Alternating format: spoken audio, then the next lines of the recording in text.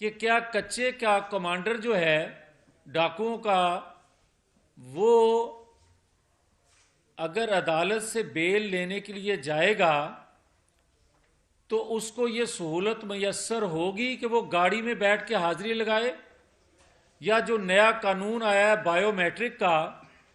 اس سے اس کو استثناء حاصل ہو؟ کیا یہ صرف سہولت زمان پارک کے کمانڈر کے پاس ہونی چاہیے؟ اور اگر کوئی اس کو مقبولیت کہتا ہے تو مجھے یہ جواب دے دے جو قوم کا سوال ہے کہ 500-600 تربیت یافتہ دہشت گردوں کو لے کے جایا جائے اسلام آباد اور کہا جائے پہاڑیوں سے بھی نیچے اتر کے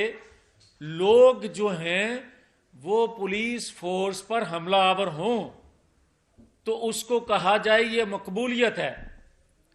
اور جو دوسرے پہاڑیوں پر چڑھتے لوگ ہیں ان کو دہشت گرد بنا دیا جائے یا کہہ دیا جائے؟ یہ تضاد کیوں ہے؟